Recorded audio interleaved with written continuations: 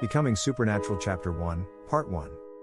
As spring was ending and the first glimpse of summer was approaching, what first appeared to be a typical Sunday afternoon in June 2007 turned out to be anything but typical for Anna Willems. The French doors from the living room to the garden were open wide, and the thin white curtains danced lightly in the breeze as scents from the garden floated inside. Streams of sunlight shone brightly all around Anna as she lounged comfortably. A chorus of birds chirped and trilled outside, and Anna could hear the distant melody of children's laughter and playful splashing coming from a neighbor's swimming pool. Anna's 12-year-old son reclined on the sofa, reading a book, and she could hear her 11-year-old daughter in the room directly above her, singing to herself as she played. A psychotherapist, Anna worked as a manager and board member for a major psychiatric institution in Amsterdam whose profits totaled more than €10 million annually. She often caught up on professional reading on the weekends, and on this day she was sitting in her red leather chair reading a journal article.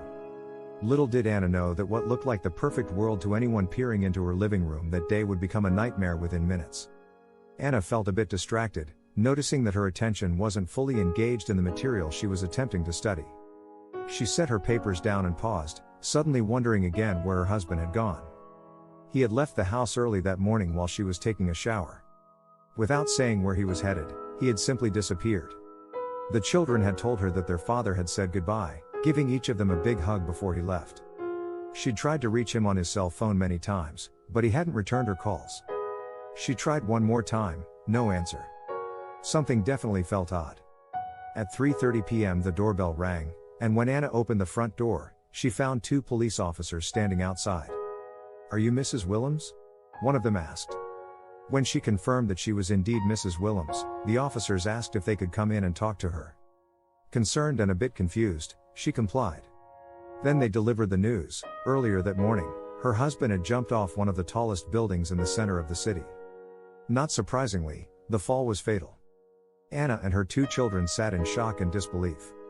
Anna's breath momentarily stopped, and as she then gasped for air, she started to shake uncontrollably. The moment seemed frozen in time. While her children sat paralyzed in shock, Anna tried to hide her pain and stress for their sakes. An intense pain suddenly shot through her head, and she simultaneously felt a deep, hollow ache in her gut. Her neck and shoulders instantly stiffened as her mind frenetically raced from thought to thought. The hormones of stress had overtaken her. Anna was now in survival mode.